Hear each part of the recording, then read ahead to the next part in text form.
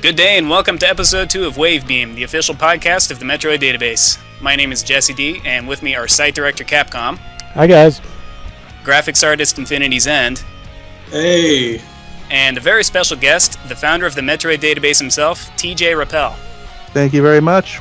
So, before we get started with today's episode, we'd like to first take a moment to update you, our listeners, on various happenings and news happening around our site.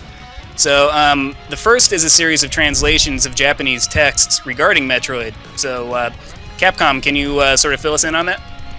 Yeah, so a while back, we actually got scans of the Super Metroid Strategy Guide, the official one from Nintendo, and these were provided to us by VGM Studios, and he provided us these scans. They were really high quality, and we were just looking for the artwork that was in there, but he comes in and he sends us like 20 other pages that are a bunch of interviews, and there's also a fortune-telling reading done by Yuko Ariadne, who's like this completely crazy psychic in very famous psychic in Japan, and so she does a fortune telling of Samus based on these things that are going on in the games. But the coolest thing in there is this interview, which was done with the Super Metroid development team, and it goes into a lot of detail on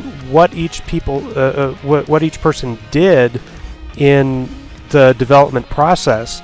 So it's like if you want to know who made Crocomire, who designed Crocomire, or who programmed Mother Brain, that's all in there. And then they also talk about the development process, and a lot of this is completely original information. All right, very cool. And so we're working diligently to hopefully have all of this translated and available as of the release of this podcast. If not, we will, of course, keep you posted within our news feed. So that's well. Hopefully, that'll be a nice Christmas present for you guys. Next on our list of happenings is we would like to remind you, our listeners, that we have an ongoing Create a Metroid contest with a series of absolutely awesome prizes, and we would encourage each and every one of you to at least take this into serious consideration. So, Infinity's End, if you'd be willing to give us more details on the contest for anybody who might not be aware of it. Yeah, we need more people. It's the easiest contest in the world. I know it might be asking a lot because you have to be a little crafty, I guess is the right word for it. But we're hoping to get some more people to enter. All you have to do is make a Metroid. It's that simple. We're not asking you to sculpt something completely mind-boggling, but it never hurts to just put some care and love into it. And yeah, I mean, we're just trying to get more love out for Metroid and make some people enjoy the series. Right, yeah, and I mean, you guys have absolutely nothing to lose, trying out this contest. Just whatever artistic skill you have, please put it to the test. We've got a series of just absolutely awesome prizes, games, swag, and posters, and if you're a Metroid fan, you owe it to yourself to at least check this out and see what this opportunity really is to you. Yeah, and I mean, we have Metroid Metal albums. It's just, how could you possibly pass this up? It's awesome. Yeah, not to mention these albums are signed by hand by the artist himself, Steamage, right. Grant Henry, who we interviewed in our last podcast. So yes, definitely check that out. So, anywho, the four of us could be considered to be classic gamers at heart. Myself being the youngest of us at 26 years old, we each growing up playing games during a time when the Nintendo Entertainment System, also known as the NES, and its successor, the Super NES, were at the peak of their popularity. This is a time considered by many to be the golden era of gaming. And it was during this time when Metroid and its two sequels were born. Each of these games established not only a basis for the Metroid as we know it today, but also a gold standard for many two-dimensional platforming games to follow. Together, the three of these games would form what we refer to as the classic Metroid Trilogy. including Metroid for the NES, Metroid 2 for the Game Boy, and Super Metroid for the Super NES. So, for nearly a decade, this was the Metroid series. It's the Metroid series that TJ founded the Metroid Database upon, and it's the Metroid series that we all fell in love with. So, for today's episode, we'd like to discuss the classic trilogy game by game, what it means to each of us, and what it means to gaming in general, and why we think newcomers to the series and even non-fans alike should take it seriously. So, that being said, TJ, why don't you kick us off here and tell us, what got you interested in the Metroid series? Well, I think, I've told this story in other forums before, but I personally, I am probably the oldest out of all of us, and I think I personally grew up, during the Atari days, and some of my favorite games on the Atari were, Adventure and Haunted House, and some of those, and I mean that was really where kind of the free roaming adventure game, for me kind of started, and I always enjoyed those games because you could kind of go wherever you want at your own pace, and you never knew what was around the corner. They get kind of creepy. If you can call the giant duck that could eat you in Adventure creepy. But unless you had the little arrow stick. Oh, it was so creepy. Yeah, well, he would eat your square. What are you going to do? Nightmares. Yeah, but no, I like those. And when the Nintendo era came around, I had friends that would talk about Metroid and, talked about it that it was the greatest thing ever. And, eventually I got around to checking it out when a buddy of mine was playing it. And I actually sat and watched him play through the entire thing from beginning to end, and I said, "Oh my God, this is the next step in those games that I liked when I was younger." I like the free roaming aspect, and I like the I like the atmosphere of it. And for me, it was really a game that was made with all of my tastes, almost kind of. I'm not saying it made with me in mind because I didn't know these people, but it was really the kind of game that really appealed to me, and there weren't a whole lot of games like it after that. Zelda was similar, but it had more of the RPG elements kind of involved, and I think I really liked the fact that everything in Metroid was I guess kind of instant gratification. You got a new weapon, you knew what to do with it, you didn't have to select it from a menu. You know what I mean? I guess, in a nutshell, it was kind of the evolution of the games that I liked when I was younger, and luckily, I think it kicked off, or revived a whole genre, that eventually became, the Metroidvanias, that they have nowadays, and the Shadow Complexes, which, we'll talk about later. Right. Yeah, and so I've heard that there's apparently a story involving you, Metroid, and the police. I knew this was coming up. Yes! You jerks, you didn't tell me about this, did you? I had a feeling. That's the real reason we had you on today. It was, wasn't it? I knew it. Yeah, so after all these years of holding the secret from us, do you care to share it? It's not as big of a deal as as I made it sound. I always said it because it made for something interesting to write on the site. My criminal past is about to come to light. When I was 14, and probably had my brand spanking new Nintendo for all of about 3 or 4 months, I and a buddy made the intelligent 14-year-old decision to try to swipe a copy of Metroid from a department store, and I was not exactly Lupin the Third, let's say. And they nabbed me in the bathroom and slapped me with a fine, and I never did it again. And let that be a lesson to us all. That you're darn right. Yeah, kids, don't do it. It's not worth it. And here I thought it had something to do with Justin Bailey's MP3 that he made about. No such luck. Yeah, but you redeemed yourself, man. You made the greatest Metroid website in the world. I felt that that fine that I had to pay to the cops wasn't penance enough, so I felt I owed it. Eventually, when I did actually buy the game for money, Nice. ironically from the same store. I guess I must have felt, years later that it just wasn't enough, and I had to show the true love for Metroid that I had attempted to steal from the world. And create the Metroid Database, and look where it got me. That's awesome. Ladies and gentlemen, you heard it here first. Yeah. In case people didn't think I was enough of a jerk. It's all good. Alright, cool. Well, always wondered about that. I knew you did. Yeah. So, from this point forward, I'm hoping we can kind of kick off an impromptu discussion, sort of each of the 3 games in the classic Metroid trilogy, and sort of outline, what each game meant to us, and what sort of the pros and the cons were, and sort of the legacy of each game, each game's lasting legacy, both for Metroid, for gaming, and just for us in general. Yeah. So we'll just start off with the first Metroid for the NES. So Capcom, you've been quiet for a while. How about we start with you? Tell us, what did Metroid mean to you? How did you get into it?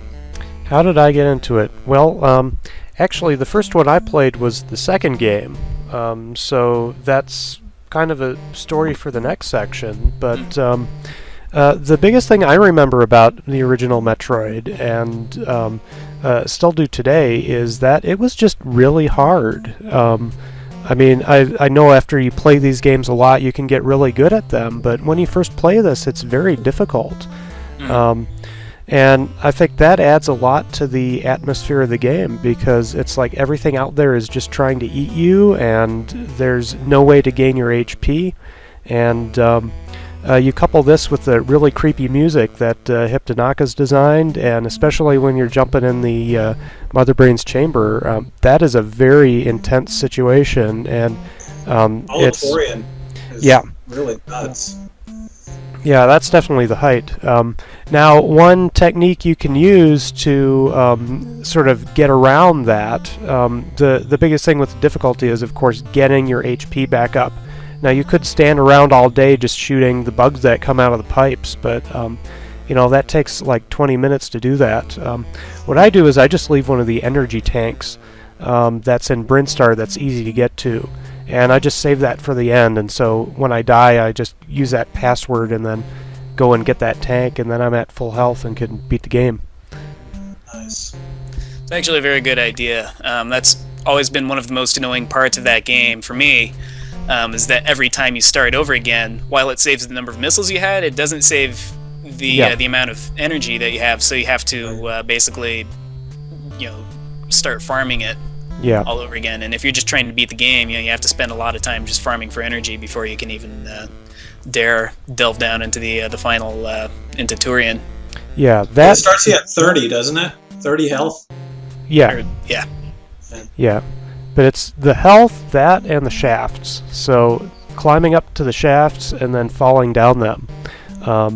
Which, if you read the Metroid manga, the strategy guide manga, they actually talk about that in there. And so that was, I could totally relate to that. But I remember first playing that, and it was just such a challenge to even get to those shafts and then to actually climb up to the top. And so I was like, well, this game is completely hopeless. And so we just spent times climbing up to the top of the shaft and then jumping down and dying. And that was a lot of fun.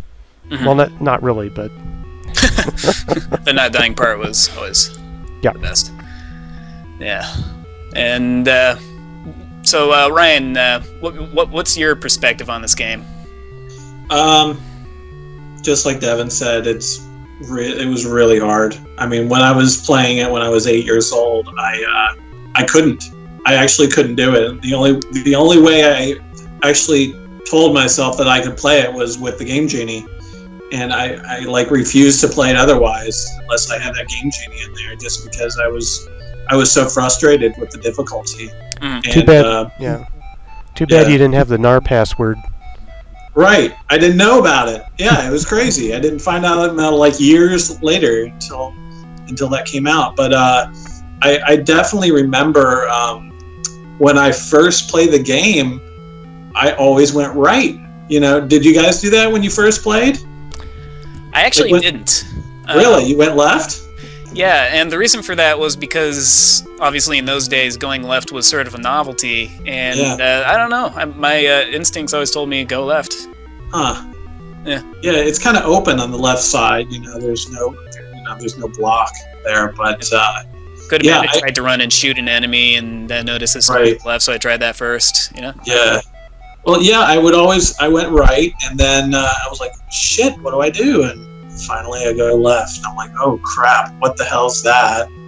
And then you can morph, and that was like epiphany, Right. So, right, really. I mean, in view of the era, that really is a brilliant idea. Just something as simple as the direction that the screen scrolls. Right. Yeah.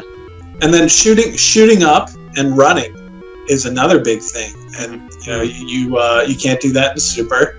You can't do that in Fusion. You can't do that in Zero Mission. I know. And they need to bring something like that back. Shooting up and running. It was like. Oh, you could do diagonal up.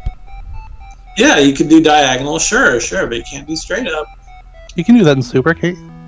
Nope, you cannot run and shoot straight up. You hold down both shoulder buttons and run? Nope, doesn't work. Really? Yep. You can only stand and straight up. Wow. Cannot run. That must be rusty. Yeah. Well, we're deviating too far from the classic Metroid here. Yeah.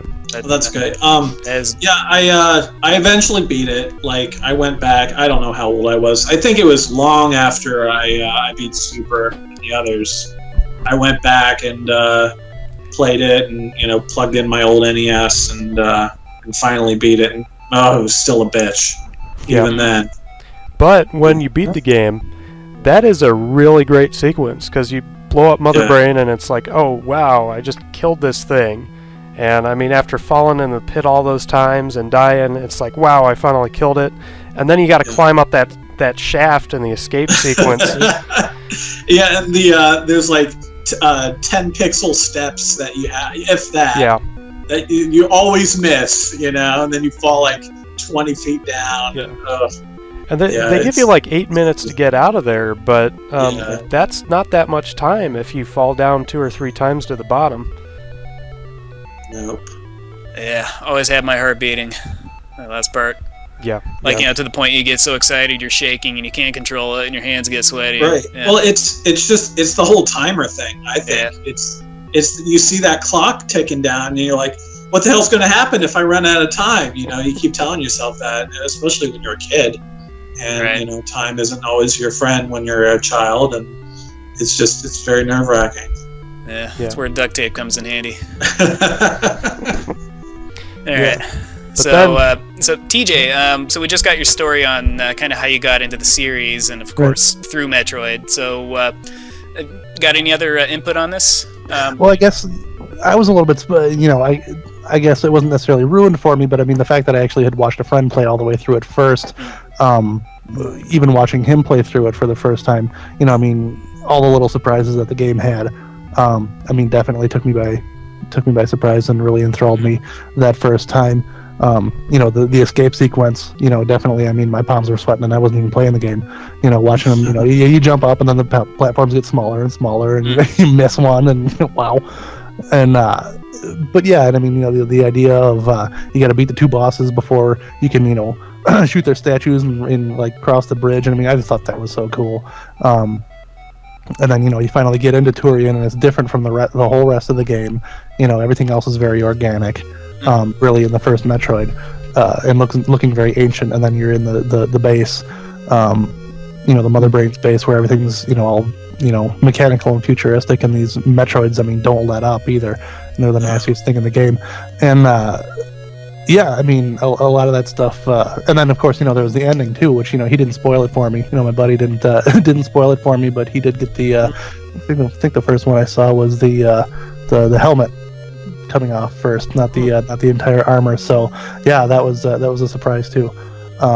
So yeah, a lot of the surprises really I think were some of the other things that I really liked about it the first time. And I kind of like the fact that it was difficult. I it was a tough game to get started, but once you started getting energy tanks and power ups and everything, then that really kind of fueled your desire to keep going because you were a little stronger and things got a little easier, and you wanted to see where it went next. And I think that's some of the things that the game really kind of innovated, above and beyond where adventure games had been before. And I think that's really where I got hooked. Yeah, and some things are just so meticulously hidden too. Right. Some things you may not even know exist without. Let's face it. Let's show of hands here. Who actually knew where the Varia suit was without a map or a strategy guide? Because that's certainly something I never would have found without some sort of external input. Yeah. And the first the invisible lava. Come on. Yeah. That was.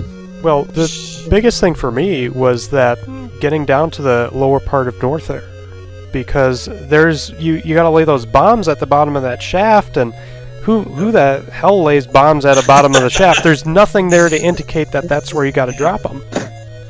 Yeah, every subsequent game in the series, except for Metroid 2, give you some sort of indicator that there's probably a weak spot. So that gave Metroid a definite curve of difficulty that some people might argue is a little bit unfair. Of course, due to technical limitations, but also the game is forgiven just because of its age. It is kind of the first of its kind.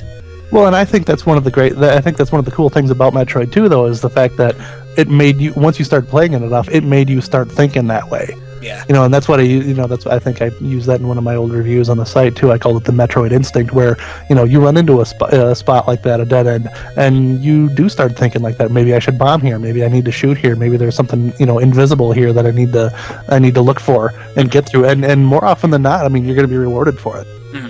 Yeah, exactly. And there's certainly a lot of things that most people would overlook, either from being impatient or just as I described before, it's just so well camouflaged. So, it to me, Metroid was. It took me a long time to finally give that game enough of a chance to try and beat it. For that very same reason, it's almost unfair, as to how difficult it was. Not quite to the degree of like Castlevania 2, which I'm sure a lot of you are familiar with. The ridiculous combination of actions you have to do just to get the tornado in the game. Yeah, kneel at Deborah Cliff. Yeah, while equipping a certain crystal, etc. Metroid isn't quite that over the edge ridiculous, but by the same token, that is a hard game. And also, when I was playing these games, when these came out, I was already subscribing to Nintendo Power. And so they had a lot of that information, and that's the way to do it. Yeah, and I think when I first bought Metroid, I think I beat the game in like a few days. Uh-huh. But I'll tell you, I used that big black Nintendo guide to do it. Awesome. If you guys remember that original Nintendo Players Guide or whatever that they came out with, that was with the black cover. And it had a whole bunch of different games in there. Yeah. I don't know. Maybe I'm the one showing my age now, but that came in very handy. Mm-hmm. Yeah, and Metroid for me was always kind of like the holy grail during my childhood because, like Devin, Metroid 2 was the game that sort of introduced me to the series, and I owned an NES, and I always wanted to get the original Metroid just to kind of see what I was missing out on, and around the time that Christmas would come around, I'd ask to get this game, and retail stores stopped carrying NES games around that point in time.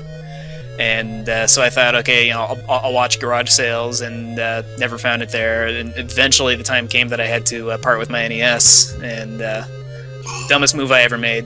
Yes. I've since been rebuilding my collection, but the point is, I never got to play Metroid officially until I got Metroid Prime and was able to unlock the game, linking it with Metroid Fusion. And it was during that time that I finally decided to sit down, give it a chance, and maybe it's because I'm more of a whimsical gamer. I have a definite soft spot for older games like this. I finally sat down and figured out the game, and I used that. I sat down and finally played the game and drew the maps out like a kid would during the 80s, and eventually beat it that way, but it took me about 5 hours. Oh yeah, I remember doing the maps.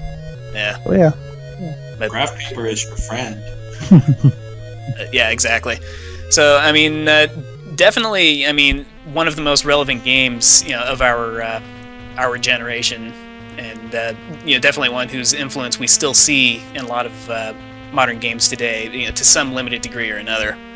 I mean, even as I'm sure enough people have heard us describe Shadow Complex, would not really have come about had it not been for this game, to some degree. But we'll come back to that. We'll come back to that later. Yeah. So, anywho, we'll take this opportunity now to move on to Metroid 2 for the Nintendo Game Boy. And this game was released as a direct sequel to the original Metroid, and the idea behind this game was to bring Samus to the planet SR-388 in order to completely eradicate the Metroid species that she had to basically fight against in the first Metroid, and the idea being to sort of rid the universe of a menace and of a potential weapon for the enemy. And so this, of course, is the game that I came into the Metroid series with, and one that I have probably an obvious bias with for probably fairly obvious reasons, mainly being that during my teenage years I made the Secret Worlds website and just took that all way too seriously and blew that way out of proportion, but had a really good time with it, and it's really made that game a very lasting game to me. So anyway, move on. So we'll start with you this time, Ryan. What was your experience with Metroid 2? Well, unfortunately, I didn't get into Metroid 2 until much later. Like, I think I played it like 2 years ago. But I had played it beforehand when I was younger, like on a real cream spinach color Game Boy, But I had only borrowed it from my friend, and I couldn't get into it. It was. I didn't like how zoomed up it was on Samus, and I didn't like the floaty jumps, and it was just something I didn't like. I hope that's not blasphemy, but I did not like Metroid 2 when I was younger, and then later on I played it and I loved it, and I played it on my computer, and I played through it with a normal a Gravis pad or something. And bigger screen, and I had maps, and I really see how it could have been engrossing, at that time, because it was so maze-like, it even more so than the first one, because everything looks the same, and oh my God, there's so many tiles that all resemble the same tiles, and you go into a room and it's the exact same room, and you're like, oh my God, where the hell am I? And you have to spider ball everywhere, and you're like, where do I go? And the spider ball just like throws a big curveball at you, because now you have to go on the ceiling and this and that, and then. But yeah, it's a great game, and it's very, very underrated. It's just I did not get into it when I was younger. Yeah, I agree. I think just even the map layout in Metroid 2 makes it much easier to get lost, even than it is in the original Metroid. I think that was one of my problems with it as well. On top of that, I mean, it's basically a linear game. I mean, Metroid is non-linear. You go to those areas, but you got to go back through them. Metroid 2, it's just straight through. You never go back to the first ruins areas. Which is what makes it so odd that you get lost so easily. Yeah. You get lost, and yet it's a linear game. Yeah. So it's a weird feeling. Yeah. It's got its areas. Yeah, for example, one we like to refer to as the plumbing area. Yeah. I think it's like the third or the fourth ruin in the game. It's a series of vertical caverns all look the same, and once you get in there, it's really hard to figure out where you are and which way you need to go to get back out. Yeah, the third ruins, and it's got the top section, which has like the actual ruins, and then the bottom, which has like all these plants, and I call that the sewer system because that's basically what it looks like. And yeah, that's what I meant before. yeah, and it's basically a Metroid hive. I mean, there's Metroids tucked in all these little corners, and some of them are just a real pain to get to. Yeah, exactly. So, so TJ, what's your perspective? I mean, so I understand that you were not ever really as huge of a fan of Metroid 2, mainly Right. for the reasons we've described. Right, yeah, I mean, it took me a long time to appreciate that one. That was the one that I did play out of order. I had borrowed, kind of like Ryan said, I had actually borrowed it from a friend as well, along with his Game Boy. I didn't have a Game Boy when it was a new system. I remember my disappointment when Nintendo Power announced that Metroid 2 was coming out, but it was for the Game Boy. That was a bitch. But I did eventually borrow a Game Boy and Metroid 2 from a friend, and I played around with it a little bit, but I think, yeah, for those reasons, for the fact that it was everything looked kind of the same, and it was kind of, I couldn't really tell where I was supposed to be going or what I was supposed to be doing. The design of the game is different enough from Metroid 1 that I thought, maybe I'd be able to jump into it and understand it, because I was such a big Metroid 1 freak. But the design was so different that I did kind of lose my bearing, and I think I had a hard time getting into it. Then years later, I think when I must have had a Super Game Boy. Around that time, I figured, well, now I have this, and I should probably pick up Metroid 2. And I know I bought it, a used copy, I think, and I had it for a while, and I still hadn't, played it much. And I think it wasn't really until I made the decision to create the Metroid Database that I said, well, if I'm going to do this Metroid site, I better play through Metroid 2 so I know what the hell I'm talking about. And I did it, actually. I finally got into it, and I kind of learned to appreciate it for what it was.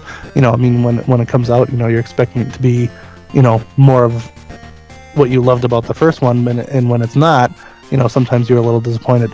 But once I finally did appreciate it and get into it, and I finally finished the game, I liked it for what it was. But again, I think I said this on my Metroid 2 review on the site, forever ago. I thought the control was clunky. Like Ryan said, the jumps are kind of floaty. I thought the music was not as good. I thought that was overall, the whole thing, clunky is the word that I think of to describe Metroid 2. I mean, like I said, I do appreciate the difference in the game design. I think it was, I think it's a cool idea with the earthquakes and opening up new sections and all that, and the eradication of the Metroids and all that. The whole theme of it is cool. But yeah, I think just gameplay wise, I just don't think it flows as well or plays as smooth or is as intuitive. Once you get towards the end and it gets a little more exciting, and I ended up liking it all right. It's not my favorite, but so yeah, that's kind of where I came into it. And I think it wasn't actually until after I had played through Super Metroid that I actually did play through Metroid 2. So it was also nice just to see how 1 and 3 ended up connecting. Mm-hmm. Yeah, and despite its shortcomings, Metroid 2 certainly has had its own lasting impression on the series, notably the design of Samus, due to technical limitations of the Game Boy and not being able to simply palette swap Samus in order to indicate when she's upgraded her suit. Instead, they designed her suit to look a little bit beefier, bigger shoulders, and Samus redesign. Actually, this is something I like to hear from Jesse D about too. So this was the first Metroid game that I played, and so I like it a lot more. I can remember picking that up, and it came in as a Christmas present for my brother actually, and I got this other game, Free Space.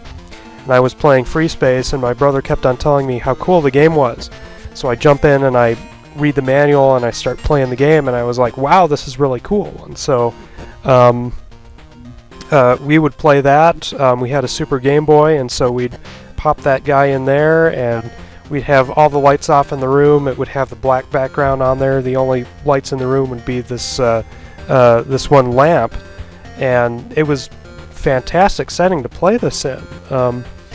But the things that I remember most is the theme, the story, this sense of continually going down deeper into this planet. This was all very well done, and I liked all the new items that they added. Well, all the items that they had in there. You know, the spider ball, completely awesome. Space jump, also awesome, and combining that with screw attack. Yep. So, I mean, I personally don't see it as being that clunky. I mean, I think they could have added more enemies and more obstacles within the levels, because a lot of the places just feel empty.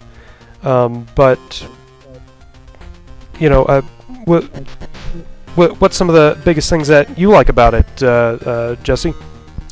Well, I came into the game just the same as you did. I can remember it was Christmas. It had to be 1992. I got it brand new, and it was my first Metroid. And so all of my earliest Metroid memories, of course, were that sort of floaty control scheme, as well as just the very organic, just a very natural world. I mean, where all of the other Metroid games, because they're non-linear, have an almost synthetic feel to them, and I don't mean that in a bad way, but the worlds almost work like clockwork.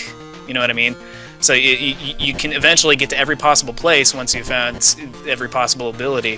Whereas with Metroid 2, it's just a big, open, empty, natural system network of caves, and it's just you and your gun, and you just dive right in. So yeah, I always appreciated the lack of color. I think that gave it more of a sort of a creepy feel. I actually kind of appreciate the musical direction that it took. A lot of the caves not even being what you would call music, but rather you know, sort of bugs clicking to a beat, so to speak. That and the silence. They use silence very well in this game. Exactly. I mean, you look at a lot of games today, and a lot of games that come out, they had to have background music. But with the pacing with this game, you'll have this. You will have that big background music for the main caverns, but then you get out of there and it's just silence, or some sign of noises of like water dripping or something. I'm not sure what that's supposed to be, but that builds tension, because you are going into this cave and it's like all of a sudden there's like nothing, and it's like, oh, what's that ahead? And then all of a sudden this Metroid pops out and it's like, oh my god. Well, yeah, and that's exactly it. I mean, yeah, that sort of lack of music, just more of an ambience, really enhances the sense of isolation that you have in this game, and really gave it a sort of a unique atmosphere. Yeah. I can still sort of capture that, you know, when I play the game nowadays, even, and yeah, and just like you described, it'll be quiet, and you'll just be exploring, and suddenly you come across a Metroid, and this rapid music just suddenly kicks in and scares the crap out of you. It gets your heart racing, and suddenly you're having to fight one of these monsters, which you may or may not be prepared for. I mean, that's exactly. There are no obvious indications you're right about to encounter one of these Metroids. Yeah. And so, I think because of that, and because of the lack of real organization to the world, it just feels very ambient, so to speak. Yeah. So now.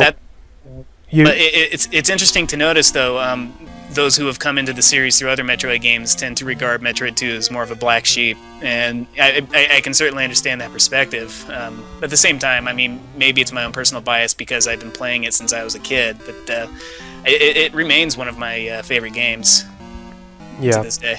Now, I think that's going to be true of any time that you've played one of them for the first time. It's probably going to be your favorite. I mean, if you got into the series through Metroid 2, then yeah, it's totally understandable why you'd like Metroid 2, you know, as one of your favorites.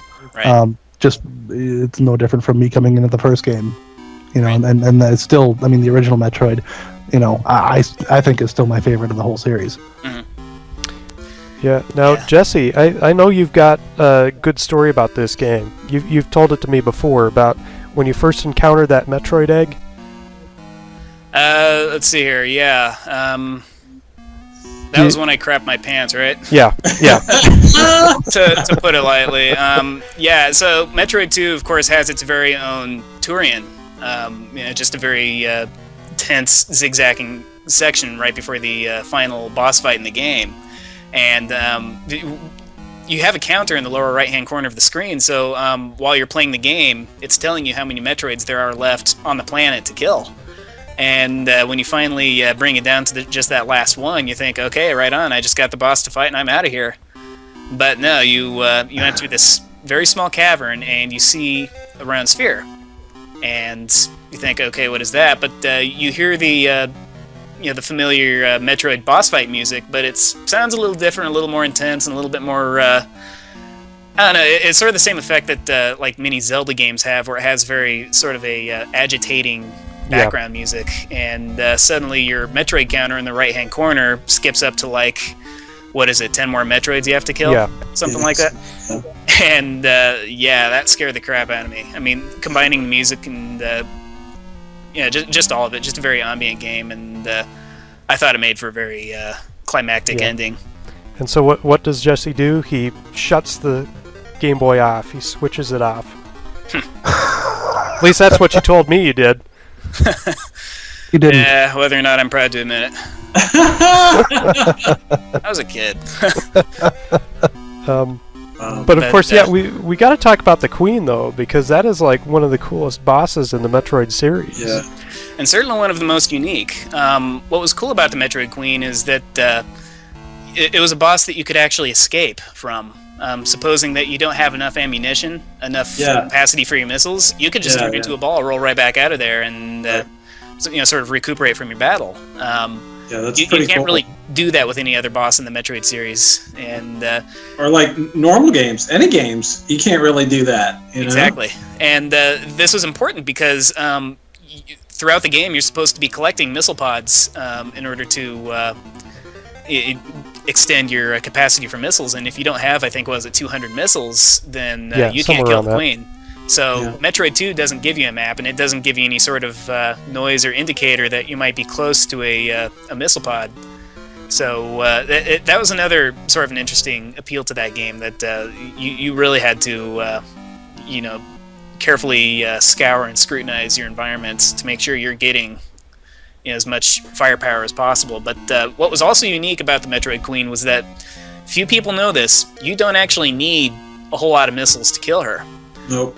If you are able to stun her with 1 or 2 missiles while her mouth is open, you can actually turn into a morph ball, roll inside of her, and set some bombs. And you'll have to do that like maybe 3 or 4 times, and breaks her neck, and she's done. And, and it's actually much easier. Yeah, it's a new sort death of a graphic animation death, too. I always thought. Yeah. But and of course the events and the ending of Metroid 2 carry just as much relevance to the rest of the series as every other game, as much as the game tends to be overlooked. So that one final Metroid egg that hatches, the hatchling that comes about is sort of the catalyst for the next games in the classic series of Metroid. So definitely worth checking out if you've never played Metroid 2. It's definitely, I mean, don't put too high hopes for it. It's going to be a bit of a departure, but it's also an extremely relevant game, and if you're a classic gamer, you owe it to yourself to at least check it out. I mean, you can. I didn't want to like it. I refused to like. For the longest time, I was just like, "Oh, Metroid 2 sucks. I can't stand it. I hate Metroid 2." Blah blah blah. And later, after kind of forcing myself to play it, I really, really appreciated it, and I had fun with it, and it was amazing. So I definitely recommend people try it if they haven't before. Yeah, exactly. It is one of the best games on the Game Boy, the original one. Yeah, exactly. And so also it just influences so many other aspects of subsequent games, such as the ability for Samus to shoot downwards while she's in the air. Yep. The ability for her to crouch. Of course, we got the space jump that's been used in almost every other subsequent game that was produced. Spider Ball. And in fact, a lot of its events are of direct influence to Metroid 4, also known as Metroid Fusion, and some of it, Metroid Fusion actually sort of features some cameos of different mutations of Metroid that had only been seen in Metroid 2. So if you like Metroid Fusion, you owe it to yourself to check out Metroid 2. You'll definitely understand more of its references and a lot of its basis. Right. So, all right. So I think that more or less sums up Metroid 2 for us. So we'll take this opportunity. Did you have something, Ryan? Yeah, I just wanted to recommend we take a break. Sure. All right, break time.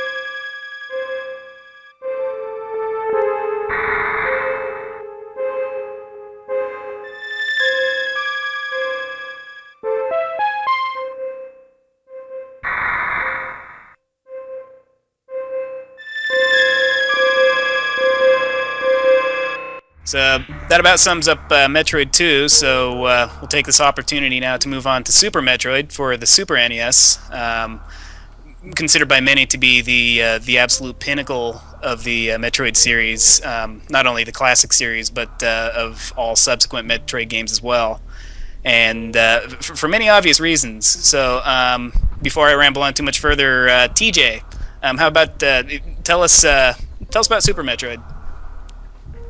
Super Metroid, where to begin? Well, again, through my trusty Nintendo Power subscription at the time. I remember when they first came, they first had that, it was like a half a page or 2/3 of a page or something that showed that Super Metroid was coming out for the Super NES. And yeah, that got me pretty stoked. Because remember from our last segment, I had still not yet played all the way through Metroid 2, so I was pretty much jonesing for a Metroid that I actually wanted to play. And yeah, I mean, that looked incredible, and I did pre-order it at Software Etc. If you remember that place. Yes. Still got one right here. I worked at one. Yeah, and pre-ordered that and bought that on opening day or release date or whatever you want to call it. And yeah, man, again, 2 or 3 days of pretty hardcore playing, and I had that one finished too. And that, I mean, really, I mean, yeah, I mean, what can you say? Especially when it was new, I mean, it was everything we wanted and more. Yeah. Really, I mean, it was it was a throwback to the original Metroid. It had the updates to the gameplay that Metroid 2 had made, and plus it had all kinds of new stuff in it too. I mean, the level of control I felt was, where it needed to be.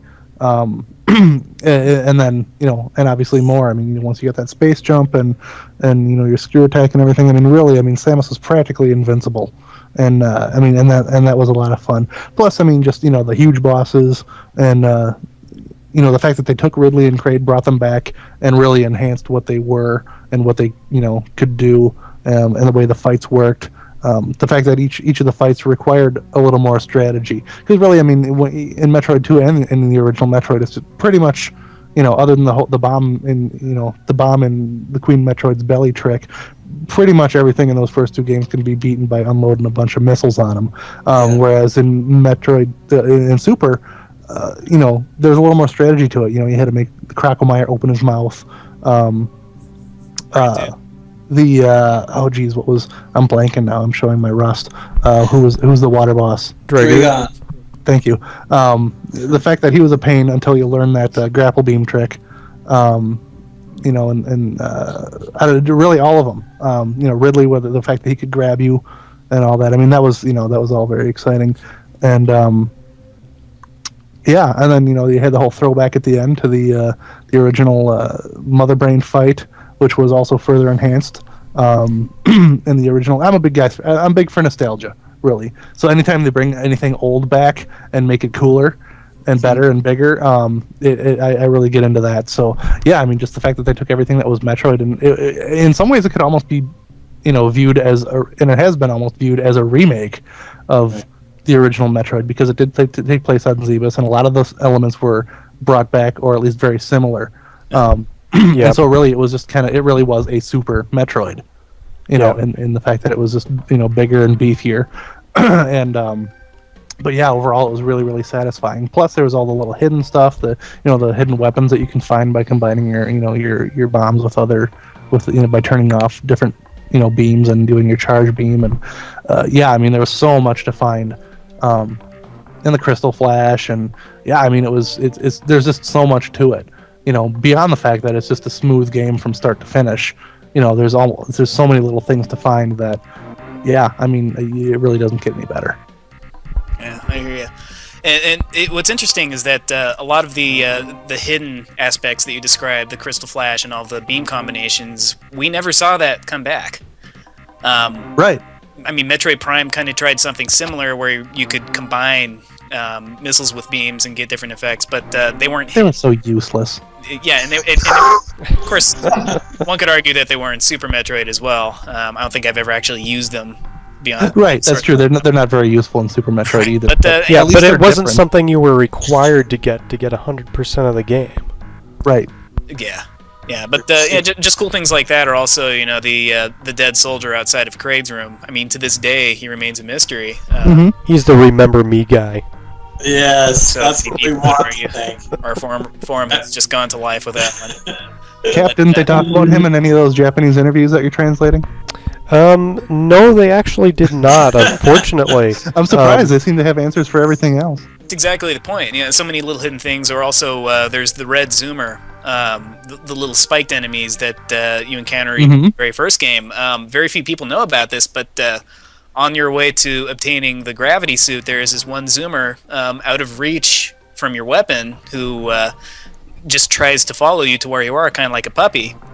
And you can only kill it using a super bomb, but it's sort of a question of whether it's actually trying to hurt you or whether it's just trying to be friendly. But no other Zoomers in the entire series actively try to follow you. They just move. I think you're talking about a Jeemer. Yeah, it's a Jeemer. Yeah, that was actually a translation error because Zoomer and Jeemer in Japanese, they look so much similar that it was just a translation error in the original, but the actual name is Jeemer.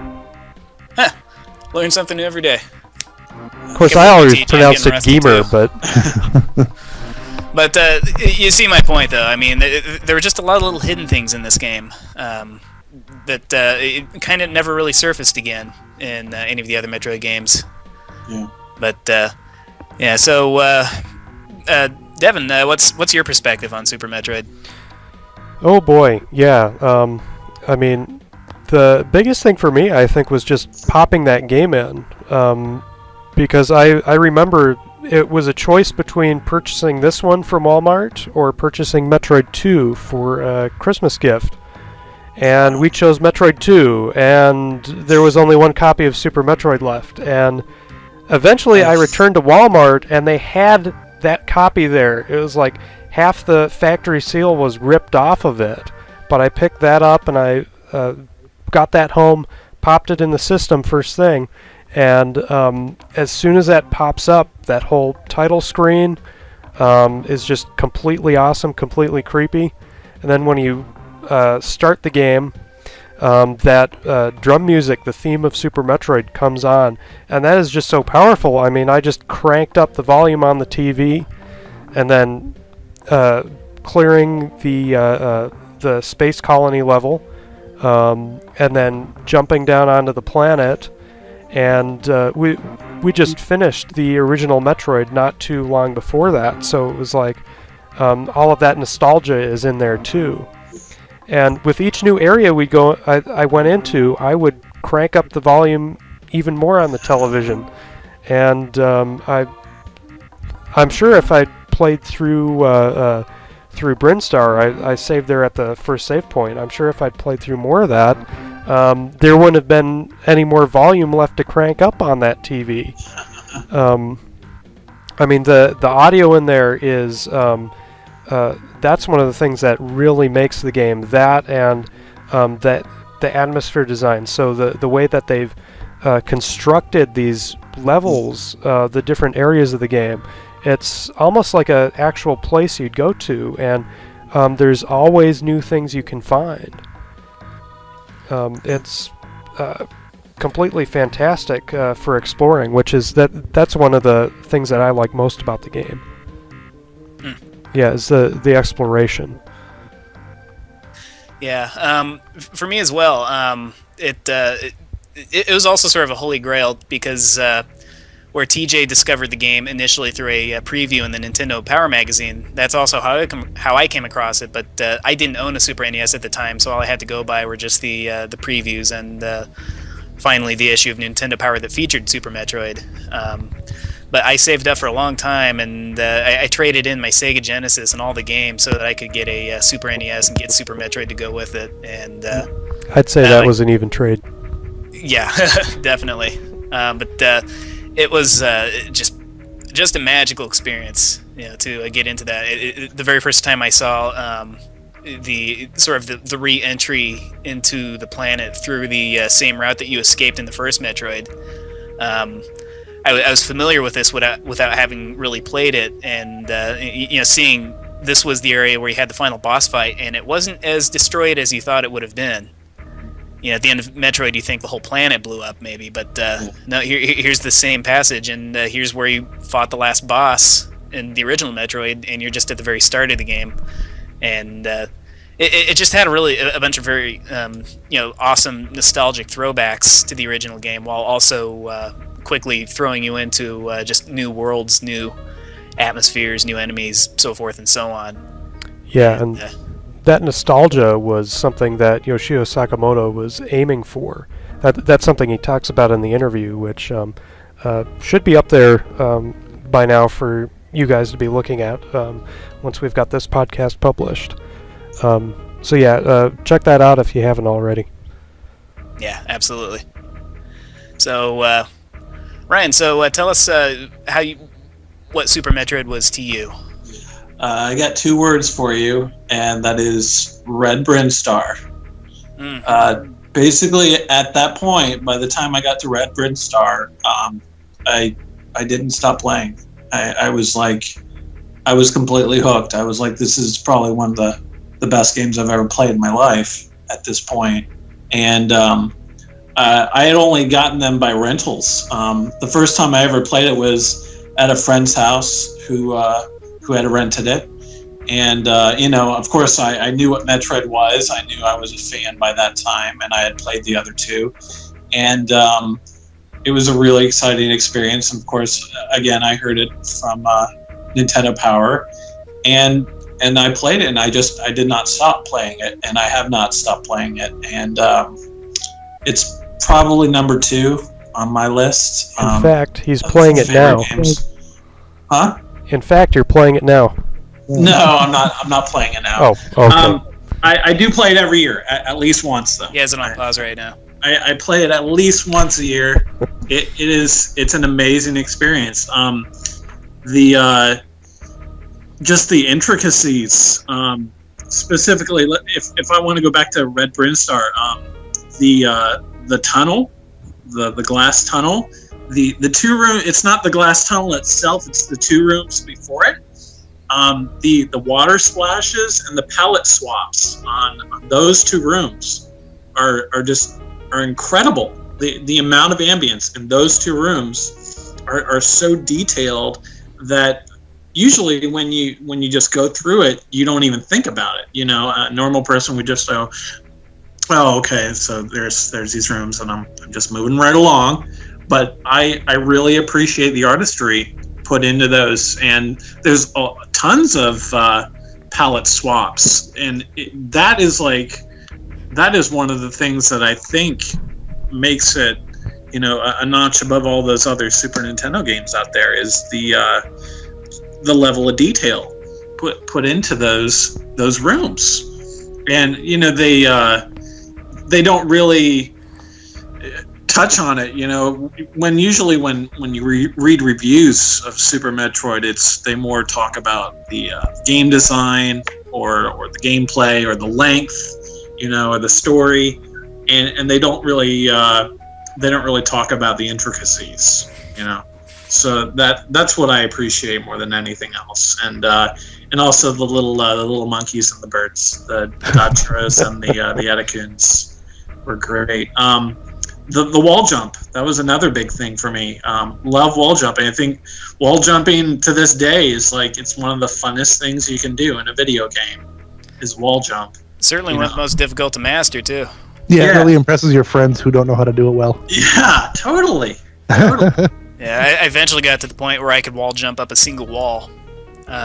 I spent so much time practicing that because the first time I played through the game, I was almost ready to restart it because I got stuck in that pit. I just could not wall jump. And I think that was true for a lot of people. Yeah, it's difficult, but then you do it over and over and over again, and you love it. And the rain on Criteria, when it stops raining, that's like just mind blowing for a game at that day and age. And the intro, and there's no dialogue in the entire game except the intro, and it's revolutionary. It's still revolutionary because there's so many games that were inspired by it. And it's just, I love that game. Absolutely love it. I know there's not a game that I've played through more often or more times.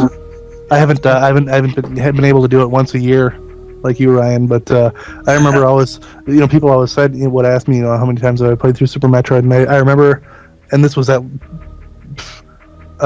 probably around, by the time I had started the Metroid Database, my answer was always, I lost count around 38. and I know it was a lot more than that. I'd probably say I've been through that game at least 100 times, and I've been kind of itching to bust it out again. So, well, you should. I should. That ought to knock some of that rust off. Yeah. I gotta say though, I've got one standing complaint about Super Metroid, and that is that the Metroids are way too easy to kill. They are. Oh yeah. That whole last stretch of the game could have been a lot more dangerous, I guess. Yeah, they could have just thrown more at you. I think I said that in my old review. You did. I remember. I remember they were just kind of. They were a little too predictable. I think they're too slow. That was one of the things that I really. That was one of the things that really. That did scare the crap out of me in the original Metroid was, remember how some of those things came out of the walls at you? Yeah, exactly. You're going through some of those final tunnels in Turian, and you wouldn't see them hiding back there, and they would just all of a sudden come out the walls and start sucking on your head. And they didn't really do that in Super Metroid. They would just kind of show up. And they just kind of scroll along, and there would be one floating there. Start chugging at you. Yeah, and they're they were a little too easy. I think they could have been a little more malicious. Beyond that, also one other little caveat where you could possibly save at a point where there was no return at the very end of the game. I always thought was a little bit of an annoyance. Mm-hmm. They also did that in Earthbound.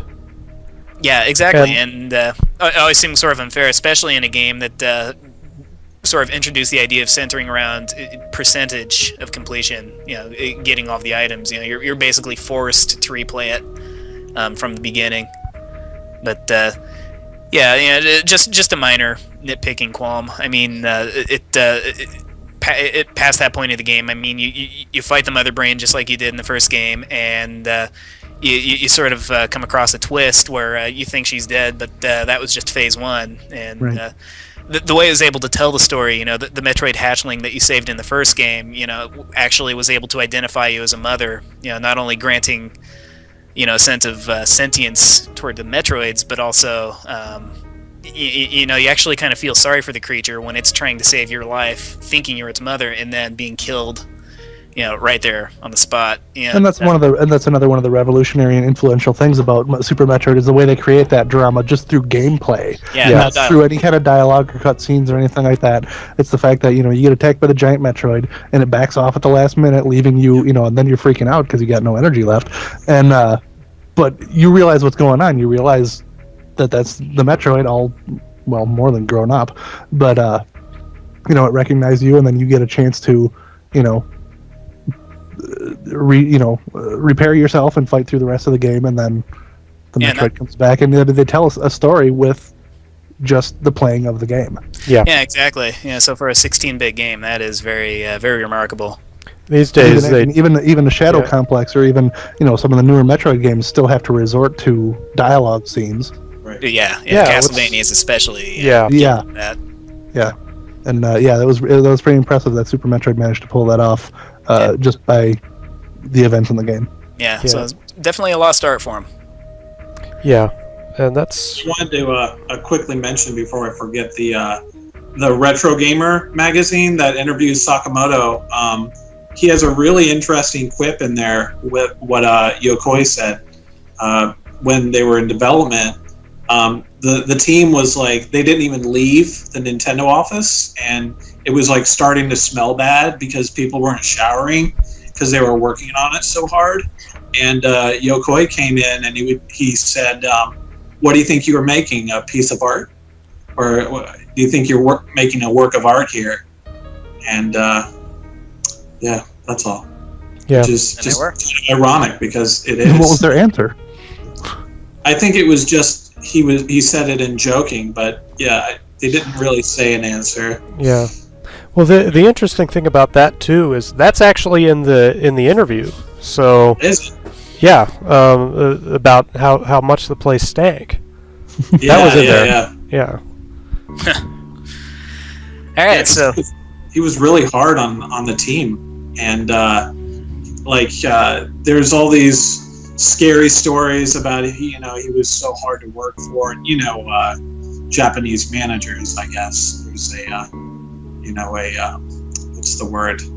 There's an air about him, you know what I mean? Right. And you can't let him down ever. And secretly, he was actually playing it all the time, and he was having the time of his life with it. Yeah. This is Yokoi or Sakamoto? Yokoi. Yokoi. Yeah. Nice. Yeah. Read that interview if you guys haven't already. We have it on the site. Retro Gamer. That one and the Japanese one. Yes. right on. All right. All right, so there's our perspective on Super Metroid, sort of in a nutshell. So we've now covered all three of the games, and these games, of course, constituting what we call the classic trilogy, meaning we're not going to be talking about Super Metroid's direct successor, Metroid 4, also known as Metroid Fusion, or the remake or retelling of the original Metroid known as Metroid Zero Mission.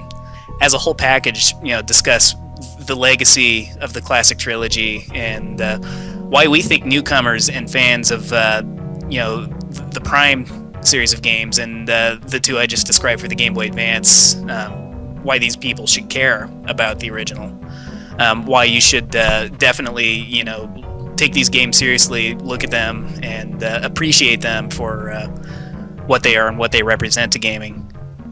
So any of you guys have input on this? I think Metroid is required gaming as much as Super Mario Brothers is. It's that important, I think. Yeah, definitely, and especially if you're a fan of the Legend of Zelda series, which admittedly is more popular than Metroid. It's of the same family, made by a lot of the same people and a lot of the same influences, and just a different perspective. The side-scrolling gameplay, as well as just the idea of an open-ended world and having to explore it to its fullest and gain as much self-enhancements as possible, to progress through the game. Metroid is basically the sci-fi Zelda in the Nintendo family, with a lot of its own unique flavors and personalities. And so, if you like Zelda, look at Metroid. Just take it seriously. Give it a shot. I think it's going to be. I think it's hard to get. I guess by newcomers, I mean if you're talking about younger kids or anything like that, I think it's going to be tough. For sure. I mean, as much as we like to look at it through rose-colored glasses, I think Metroid and Metroid 2 are aging. Their production values are not going to be up to snuff to what kids expect these days. If you can run across that rare kid that could appreciate the old stuff, I would hope that they could get into it. But I think some of the technical limitations, especially of like Metroid, I mean, how are you going to explain to a kid, why he came out of a blue shaft, went in the door, came back out, and it was gold all of a sudden? That's going to confuse them, and it's going to be really tough to explain why the game still rocks, because something like that wouldn't fly today. I mean, I can use an example. My 9-year-old stepson, he's really into Pokemon, but he's really into the Pokemon games that are into on the DS. And so I said, hey, have you ever played the original? Because I've got Pokemon Blue when it came out on the Game Boy. And he's like, no, let me check it out. And he got about 10 seconds into it. He's like, this is really old. So I would hope that any newcomers to the series are willing to embrace the old school aspect of Metroid, at least 1 and 2, because I think Super still holds up pretty well. But I would hope that they get into it and appreciate it the way it deserves. But I would certainly understand, and I could even forgive if somebody would come in and just give Super Metroid a shot and really gain an appreciation for what Metroid is supposed to be all about. Yeah, for sure. It's interesting because when we came about as gamers and got into these games, the concept of having a map, a detailed map that would draw itself out for you, and the idea of having a hinting system, was very much unheard of. Mm-hmm. And so we accepted it. Right, and that's how we learned to get by. And the newer generation, I mean, Metroid Zero Mission is a perfect example of this, or even Metroid Fusion. They tell you, they force feed you your next destination where you're supposed to go. And while you still have to put a lot of thought into it, it still just kind of defeats the idea of, here you are in a giant world, have at it. Right.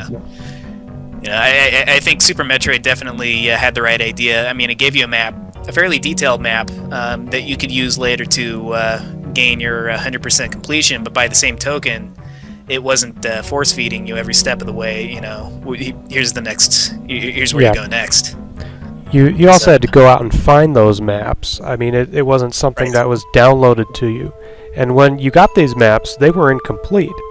They would tell you that the boss is over here, you are all the way over here, and this is all of the level that we're telling you exists. You have to find out how to get down there, and that's a real pain when you get to like Ridley or Dragon.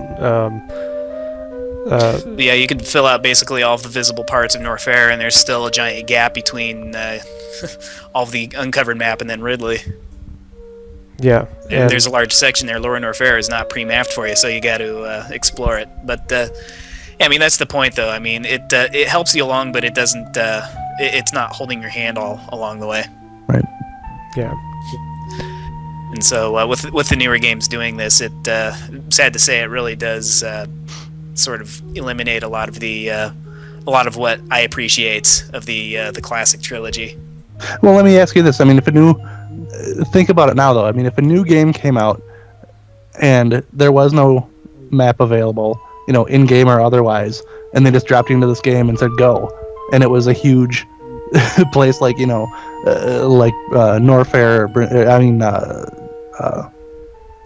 the planet Zebus, okay.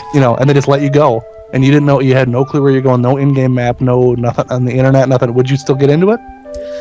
I think I would, because... Or would that be a little too daunting of a task at this point in your life? I think I would, and only because that's what attracted me to Metroid 2. It was just... ever since I was a small child, I just had this innate fascination with, an uncharted world and just exploring it. And so when I got Metroid 2, it's just, here's a dark cave, let's dive in. And that's it. You just start, okay, should I go left or right? Let's try right. And then try left. That sort of thing. So I think, if I was presented with Super Metroid nowadays without any map, I would certainly, be very much interested in playing it and exploring it. When it comes to getting 100% completion, though, I would probably draw the line there. Yeah. Like in Symphony of the Night, it only makes the map when you go to the room, right? Like you can't download the map anywhere. Right. You can buy the map, some of the map. Oh yeah, you can buy the map, but I mean, otherwise, it only fills in the map when you enter that room, right? Right. Yeah, that would be the bare minimum. I could not do anything less than that. So the answer is no.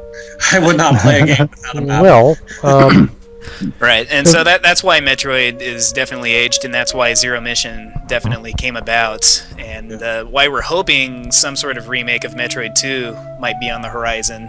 Maybe. One can only hope at this point, but... yeah. Well, an official one, aside from the two fan ones in development, which they look really good. Extremely promising games. Yeah, and that's not just because we're helping out with one of them.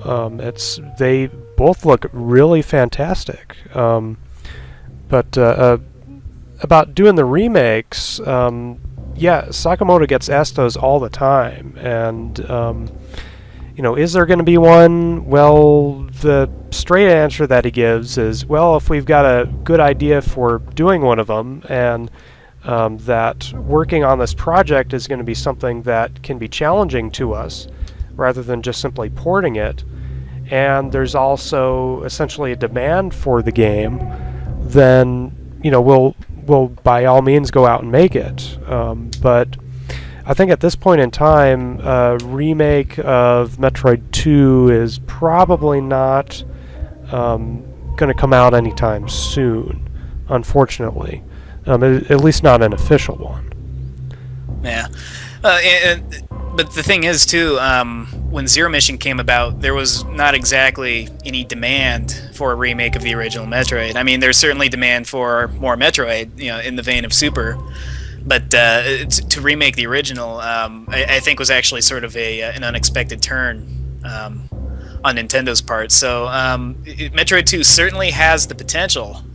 It definitely ripe for a major overhaul, but there's a lot of potential there. There's a large world and a very strong basis that they could really expand upon and form into a more cohesive, a more relevant game, I guess you could say. So I think the main thing about remaking the original with Zero Mission was that they wanted to flesh out the character more than anything, and try to link it to the Prime series a little bit more story-wise. Well, they weren't linking it to Prime because Sakamoto really didn't have anything to do with that. He was kind of like basically just advising them and saying, this is something that could exist in the Metroid universe. No, this isn't. Right. Yeah. But certainly fleshing out the character, that was one of the main goals of that game. And I think they tried to sell the manga along with it. Yeah. Yeah, but I think I think bringing Zero Mission around was, I think that's about as much as we would be able to hope for at this point, because I think because they did bring back the series, once Prime and Fusion came out and everything, I think they did want to update the original for the reason that we're talking about, actually, to get new people into the series, because I think they didn't think that anybody would, or that new players would necessarily dig up a Famicom or a Nintendo and actually take a real stab at the original Metroid, which had no in-game maps and not as many features. And so I think that was really the reason that they did Zero Mission, from my perspective anyways. And so I think that's, I think we're way too far along to hope for anything more from Metroid 2. Well, it's probably also why they pre-packaged Metroid 1 with Zero Mission. Now you can unlock it. Sure. Well, and with Metroid Prime as well. Right. But yeah, I don't. I think that was more for the people who were already the built-in audience and who maybe didn't have their copy of Metroid anymore. Yeah, which is sad, but right. It's a fact of video games. One thing I would say though is I think about the map.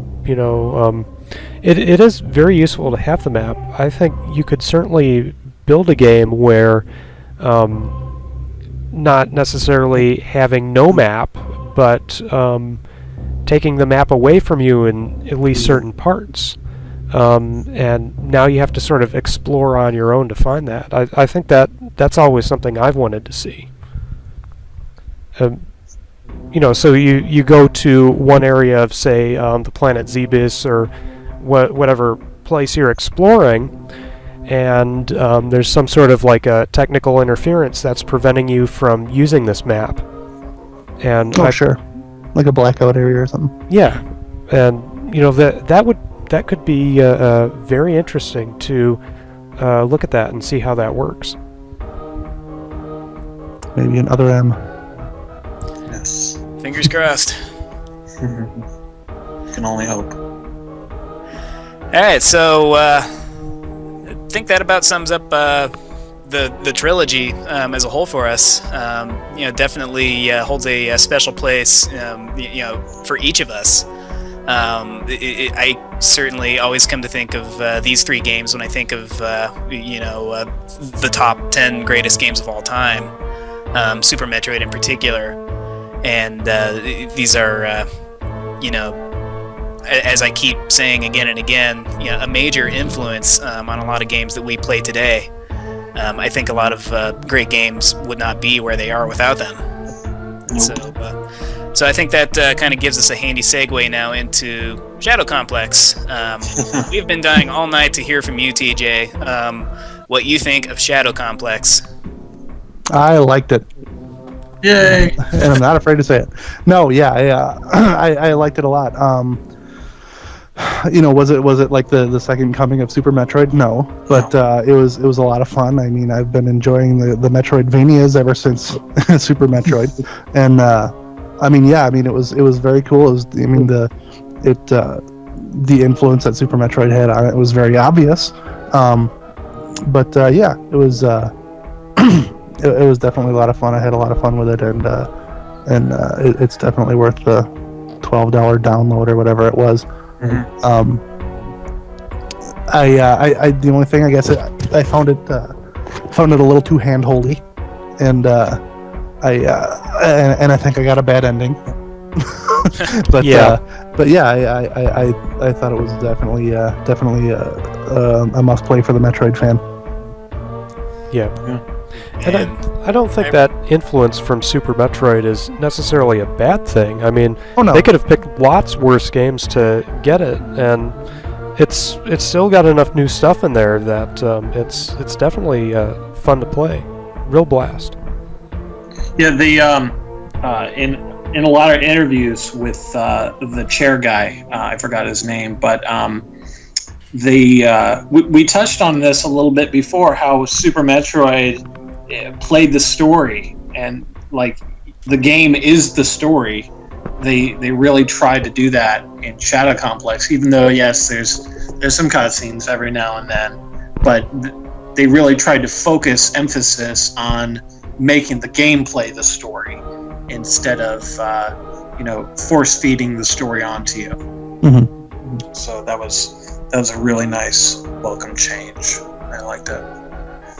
Right. And I'm just about ready to cave in and buy an Xbox so I can play this. Yeah, or hopefully they'll put it on Steam. Yeah, fingers crossed. Or even PS3. I did plan to eventually have one of those.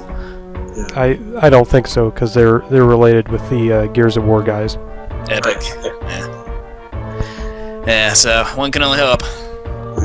The only thing, a couple gripes I had with it was the crawling, the equivalent of the morph ball in the game. Almost all the puzzles can be solved just by blowing up a hatch and crawling through. And you're like, oh, okay, I'm lost. I'm stuck. What do I do? Oh, there's a hatch. Let me blow it open and crawl through.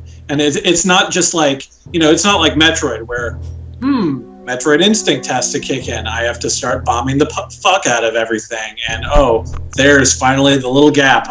Or there's the super missile block that I have to hit to find Kraid's room. It's like the vents are glowing purple, and when you shine your flashlight on them, so it's pretty obvious. But the other thing was the enemies. There's only 4 or 5 different enemies in the whole game. Yeah. But other than that, it was an excellent experience. Yeah, that lack of variety is definitely a downer. That and the lack of variety in the music, or actually lack of any kind of audio altogether. I mean, thinking back to Metroid 2, you can use silence for great impact, but there's a difference between using it for great impact and then just having silence throughout and using music in 2 or 3 places. That's in my mind that was an area that they could have definitely improved. Yeah. But they do a great job of giving you that feeling of empowerment and Oh, that's that's all Metroid's about, is empowerment. So they definitely succeeded on that, especially when you get the suit. Did you do the final thing, TJ? The last item? No, I have not managed to get that yet. I know I didn't get. I think there's a few items that I'm missing actually, and I didn't get to quite all of the map. But no, I did not get the final item. Okay. Well, after you get that, you're kind of invincible. Yeah, So, which is too right. bad because there's really nothing that can kill you after that point anyway. Yeah. I think It's so cool. Yeah. So Once it's you like get, the equivalent of the screw attack. it's more than kinda. that. Yeah, I mean, like the screw attack, you still have to use. Ah, You you still have to jump Yeah. in the air. Yeah, this you're unstoppable. Plus, there's things that can knock you out of the screw attack if the attack's Yeah. powerful enough. Right. that's true. So it's a little even beyond that, but it's still fun. Right on. Well, I'm just gonna continue to sit here and dream about it. So, That's not going to make for much of The a sequel will podcast. be dude. great. I mean, they are making a sequel, so that's gonna be out of my reach too. Oh, you'll play it. Well, eventually. you're just going to have to get an Xbox. Ah, poo. So, I'll give you mine. It won't play discs, but it'll play Shadow Complex. that's good. That's all you need. All the other Xbox games I want are on PC anyway. But yeah, so anywho, moving on. So with other M on the horizon, our forum has certainly been alive with a lot of discussion, and on our website, Capcom was able to give a very, very, very extremely detailed analysis of the trailer from E3 2009 that Nintendo released for Metroid Other M.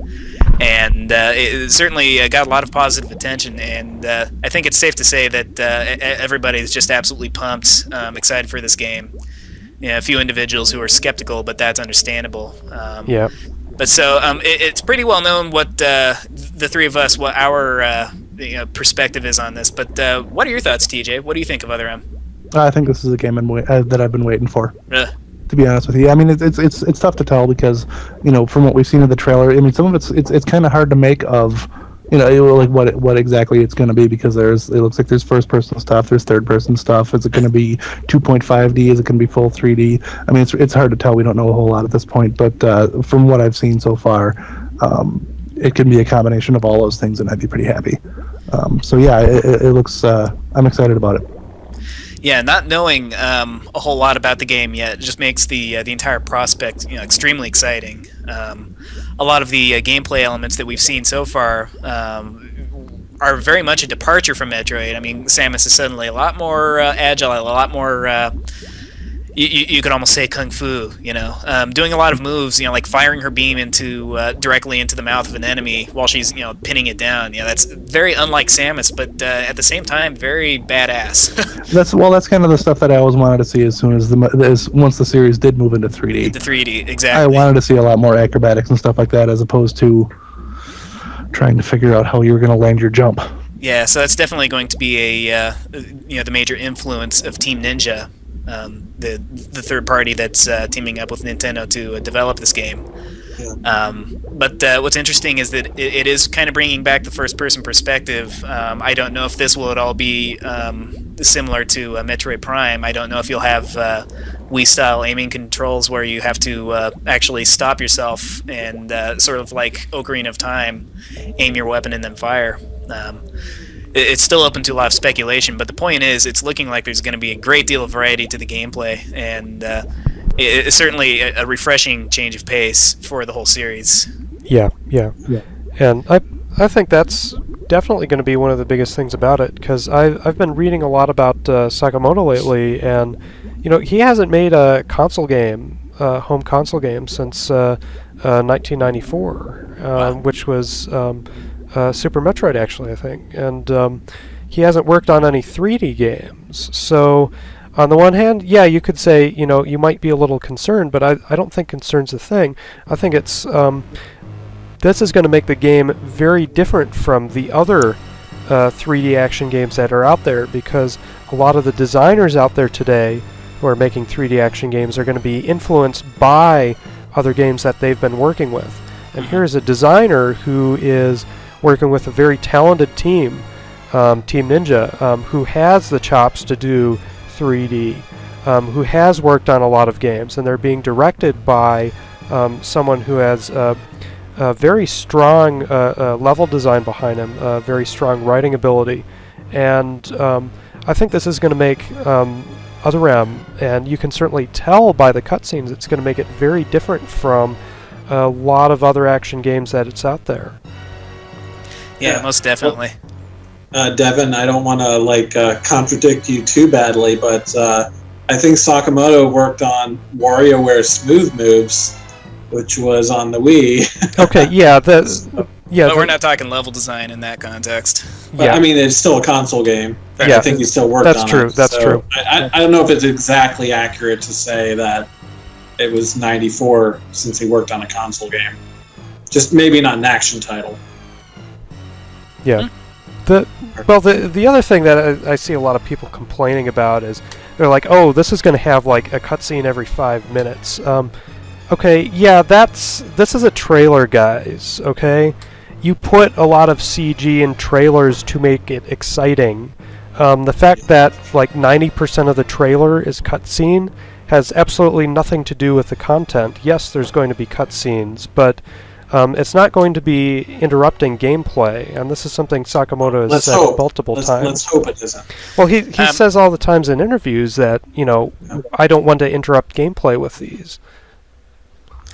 Yeah, and I foresee this as being a sort of a repeat of Metroid Prime. Lots of people are going to strongly oppose it based on what little they've seen of it, but once the game comes out, once they actually play it, they will immediately go back on their word, immediately withdraw their claims. Yeah, it's a repeat of history. It's 2002 all over again. Exactly.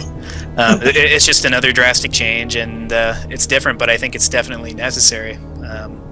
The 2D gameplay, I don't think, is going to continue to thrive as we know it on modern consoles. I mean, it's great to have the DS, keeping two-dimensional gaming alive, but we've not seen any hints of another classic-style Metroid in the foreseeable future. So this may be what we have to hold on to for a while. I think I think there is a big trend towards towards retro gaming now, though. And look at what Konami's doing with some of their stuff, with these Castlevania, Contra, some of these remakes that they're putting out, and the retro style stuff. So I think if that trend continues, I wouldn't be surprised to see a 2D Metroid maybe on WiiWare, or as a DSi download or something like that. I'm still holding out hope for a 2D Metroid on the DS anyway. So, but I mean, I think it is kind of a trend right now. Even with games like 3D Dot Game Heroes and Half Minute Hero, there is and the retro game challenge, based on the Game Center CX games. I think there is a big surge towards nostalgia and retro gaming. And I mean, if Nintendo decides to pick up on that, there's always hope for something like that. Fingers crossed. So the big question is then, will Other M will it redeem Metroid for you since your experience with Prime 2? I certainly hope so. That's what I'm hoping for. Yeah. That's what I would like to get out of it. Yeah, all of us for sure. So I think that's about it. If anybody else has anything to add? Let's just hope they market it well enough. But you know what? Oh, yeah. That's for a future podcast. I see it in the near future. Absolutely. Yes, market this. I'm sure they will. Yeah. All right, cool. So I think that about wraps up our podcast for today. So TJ, it's been an absolute honor to have you on board. Thanks very much for having me. We'll hope to do it again sometime. Yeah, absolutely. We'd be thrilled to see you more active around the board, understanding that there are life's obligations. So drop by when you can. I will do my best. Awesome. That about wraps up our second episode of Wavebeam. Please be sure to check out our latest translations and our Make a Metroid contest and much, much more. Visit us at metroid-database.com. I'm Jesse D. And I'm Capcom. And I'm Infinity's End. And I will forever be the founder of the Metroid Database, TJ Rappel. Thank you very much. See you next mission. And then we all go dun dun Dun dun dun dun dun dun dun.